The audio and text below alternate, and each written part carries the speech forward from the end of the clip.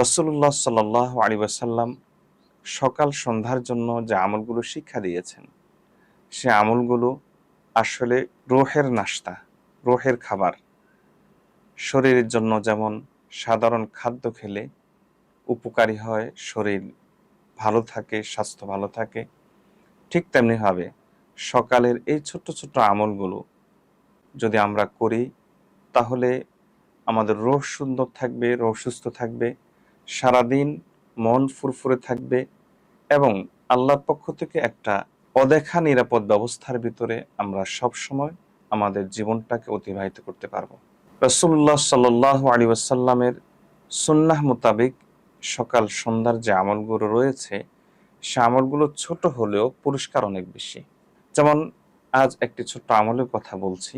হাদিসটি উম্মুল মুমিনিন হযরত জুয়াইরিয়া রাদিয়াল্লাহু তাআলা আনহা থেকে বর্ণিত। উম্মুল মুমিনিন হযরত জুয়াইরিয়া রাদিয়াল্লাহু তাআলা আনহা তিনি খুব ইবাদত গুজার ছিলেন। আমাদের আম্মাজান নবীজি সাল্লাল্লাহু আলাইহি ওয়াসাল্লামের স্ত্রী। নবীজি সাল্লাল্লাহু আলাইহি ওয়াসাল্লাম ফজরের আগে যখন মসজিদের দিকে যাচ্ছিলেন, তখন তাকে দেখলেন যে তিনি জায়নামাজে বসে আছেন, ইবাদত করছেন। নবীজি সাল্লাল্লাহু আলাইহি ওয়াসাল্লাম যথারীতি মসজিদে গিয়ে নামাজ আদায় করেছেন, ফজরের নামাজ। এরপরে যখন সূর্য বেশ চড়ে গেল, সূর্য যখন প্রখর হলো, বলতে পারি ইশরাকের সময় কিংবা চাশতের সময়, নবীজি সাল্লাল্লাহু আলাইহি ওয়াসাল্লাম যথারীতি ঘরে প্রবেশ করলেন। ঘরে প্রবেশ করে দেখলেন যে উম্মুল মুমিনিন জুয়াইরিয়া রাদিয়াল্লাহু তাআলা আনহা এখনো তিনি সেখানে বসে ইবাদত করছেন।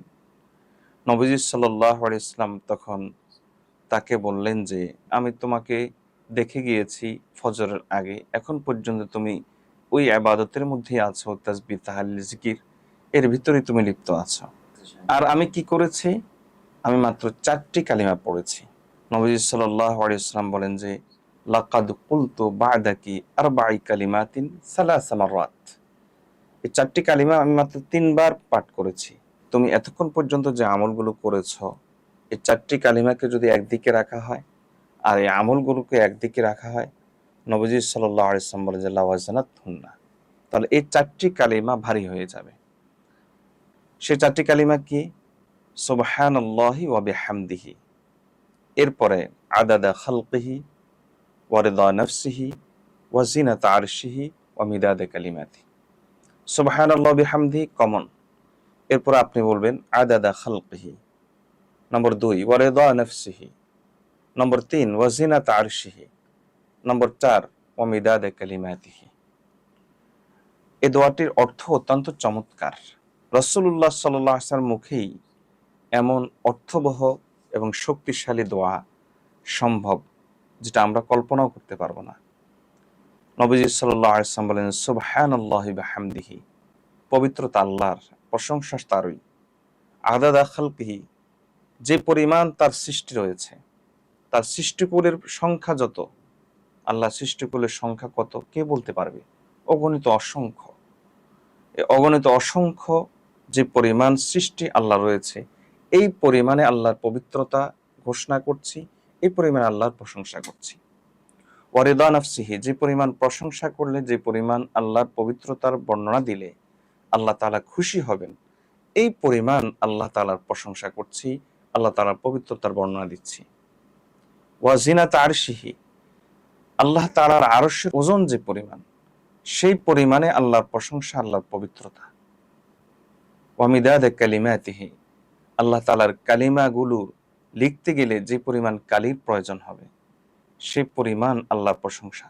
আল্লাহ তাআলার কালিমাগুলো লিখতে গেলে দুনিয়ার সমস্ত নদী, নালা, সমুদ্র, সব পানি এবং মহাসমুদ্রের পানিও সবগুলো যদি কালি হয়ে যায়, আর সব গাছপালা যদি কলম হয়ে যায়, কোরআন মজিদে আল্লাহ তাআলা বলেন লানাফিদাল বাহরু ক্বাবলা আন তানফাদা কালিমাতু রাব্বি, সমস্ত পানি শুকিয়ে যাবে, কিন্তু আল্লাহর কালিমা তখনও শেষ হবে না।